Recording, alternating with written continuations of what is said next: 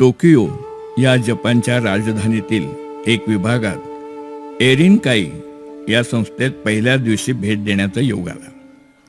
पूर्वी अमेरिकन सेनेच्या बराकीत चालवण्यात येणारी ही संस्था आता त्यांनी तिचं पुनरुज्जीवनच केलं आहे. वृद्धांची शुश्रूषा, वृद्धांसाठी संस्थाबाह्य सेवा, मतिमंदांचं पुनर्वसन केंद्र, मतिमंदांचं संगोपन केंद्र, बालवाडी, अनाथाश्रम, पत्नीहीन पतीचे आश्रय केंद्र, इथं जपानचं वेगळेपण लक्षात येतं आपल्याला, शाळकरी मुलांचं छंद केंद्र, दवाखाना, अशा सर्व सेवा पुरवणारी ही संस्था. एकीकडं सेवा वैविध्य तर दुसरीकडं सुविधांच्या अधिकाधिक वापरांचं धोरण. एरिनकाईत असलेल्या मेगुरो कैफू रो या मतिमंदांच्या पुनर्वसन केंद्रात भेट दिली. 1970 साली ही संस्था सुरू झाली. 100 मुलामुलींचं संगोपन आणि पुनर्वसन कार्य करणाऱ्या संस्थेत 54 कर्मचारी आहेत हे ऐकल्यावर माझा प्रथम विश्वासच बसला नाही. पण प्रत्यक्ष काम पाहताना माझ्या लक्षात आलं की तेथील कर्मचारी ज्या तळमळीनं मुलांची काळजी घेत होते ते पाहता ही सेवा अपुरी आहे. तिथं 2 विद्यार्थ्यामागं 1 कर्मचारी असतो. आपल्याकडं हे प्रमाण 10:1 आहे. आपलं काम किती मागं आहे याचं हे द्योतक आहे. या केंद्रात मतिमंद मुलांना औपचारिक शिक्षणापेक्षा अर्थार्जन आणि स्वावलंबनाच्या दृष्टीनं प्रशिक्षण दिलं जातं. टाकाऊ पॅकिंग्सपासून कागद बनवणं, भेटवस्तू तयार करणं, चित्र, वॉल हँगिंग्स अशा वेगवेगळ्या प्रशिक्षणाची सोय आहे. साधारण 5 मुलांचा एक गट, 2 कर्मचारी, पैकी 1 प्रशिक्षक आणि 1 काळजीवाहक अशी रचना असते. या केंद्रात प्रत्येक उद्योगात स्वतंत्र खोली होती. ती साधनसंपन्न होती. केंद्राचा सारा परिसर अंतर्बाह्य सजावटीनं युक्त. कच्चा माल विपुल. हे केंद्र आपत्कालीन स्थितीत घरातील मतिमंद मुलांचा पण सांभाळ करतं.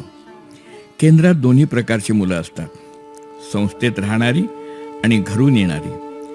प्रशस्त इमारतीत कार्यशाळा, शिक्षकालय, भोजन कक्ष, बहुउद्देशीय सभागृह, खेळघर, निवास अशी रचना होती.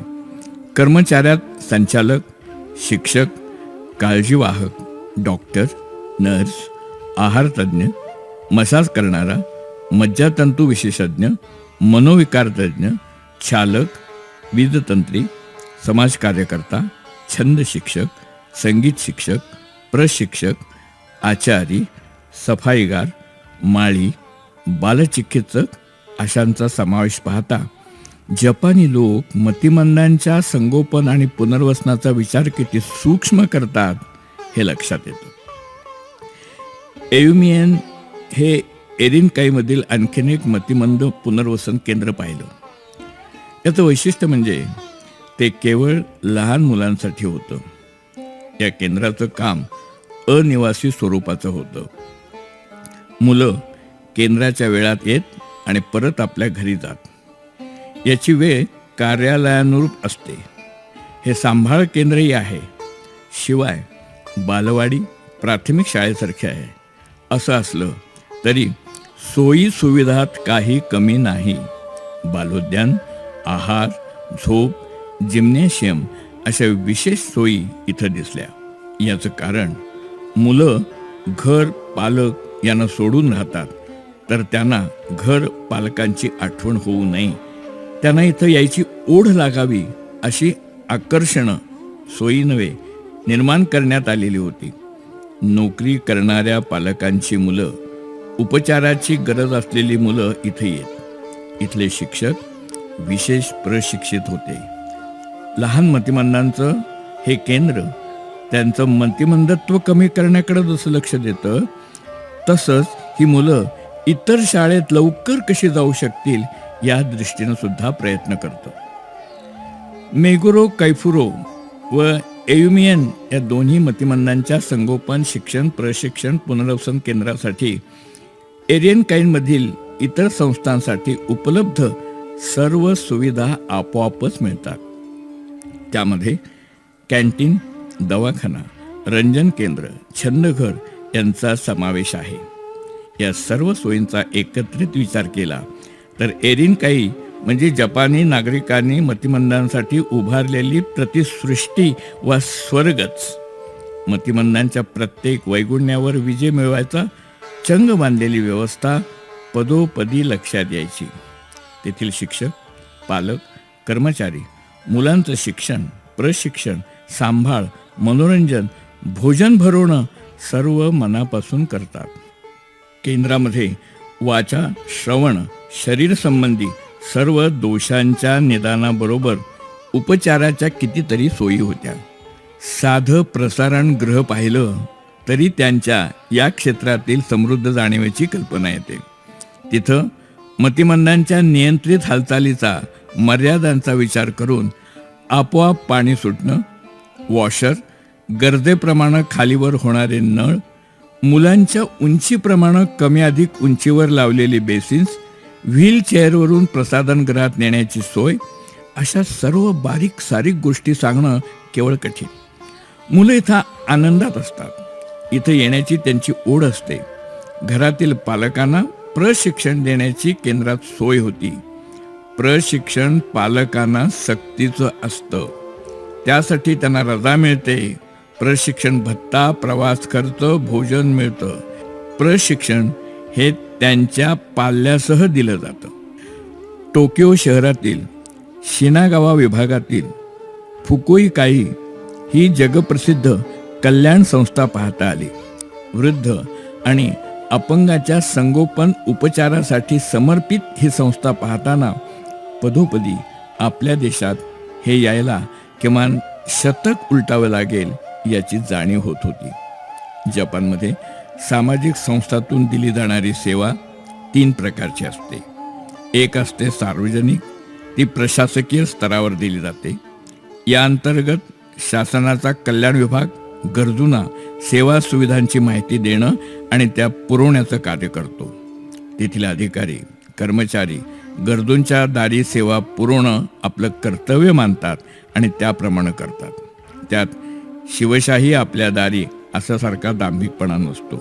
तेथील अधिकारी स्वतःला सेवक मानतात.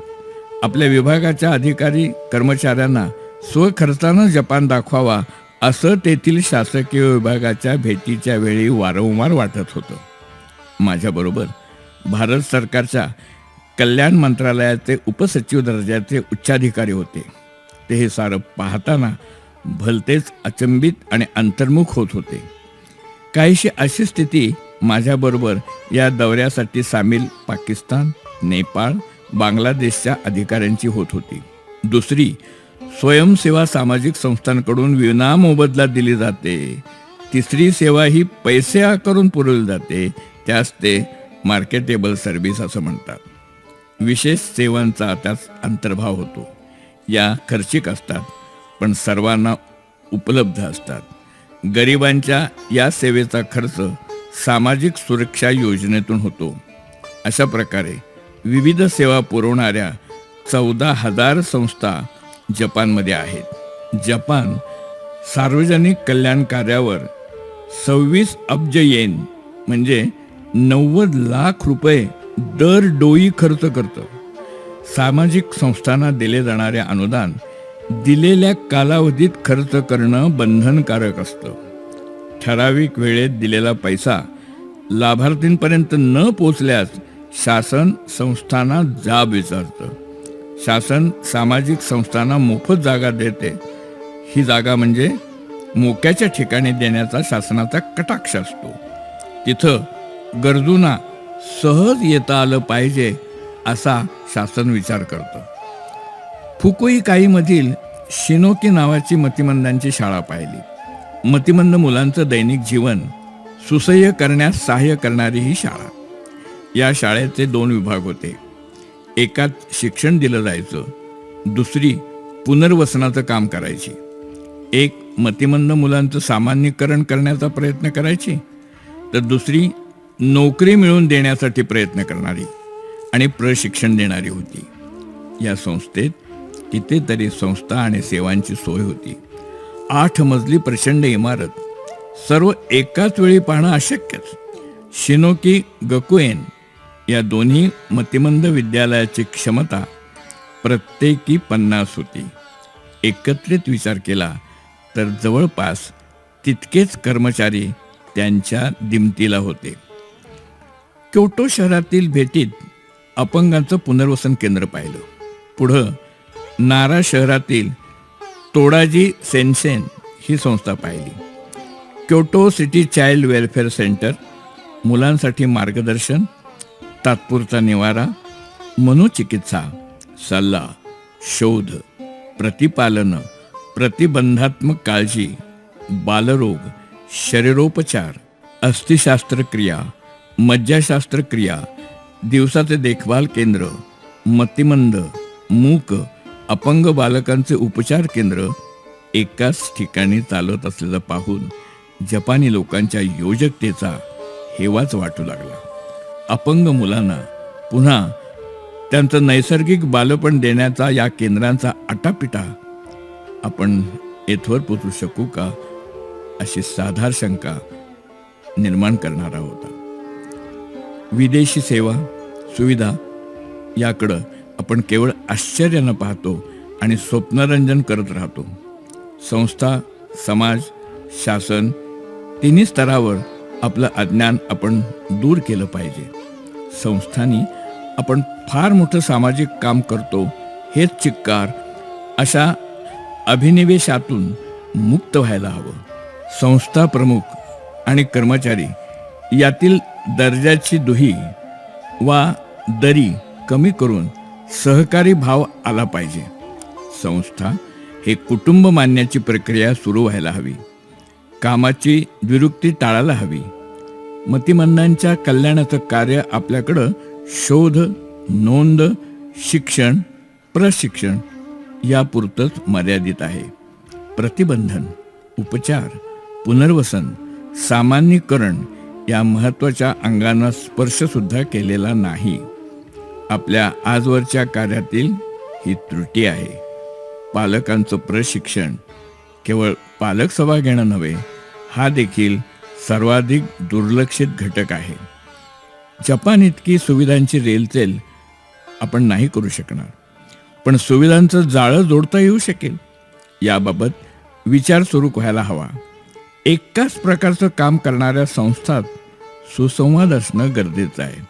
त्यातून आपणास द्विरुक्ती टाळता येईल, सेवा वैविध्य जोपासता येईल. मतिमंदांच्या निवासी शाळांचं शिवधनुष्य आपण जोवर उचलायला तयार होणार नाही आणि शोध, सल्ला, उपचार, शिक्षण, प्रशिक्षण, पुनर्वसन अशा एकछत्री सेवा केंद्र सुरू करणार नाही, तोवर आपलं काम जगाच्या तुलनेनं मलमपट्टीस ठरतं. हे लक्षात घ्यायला हवं. आपल्याकडं साधनांची कमी जशी आहे तशी योजकता, कल्पकता, ध्यानाची पण कमी आहे. हे अंतर्यामी आपण मान्य केलं पाहिजे.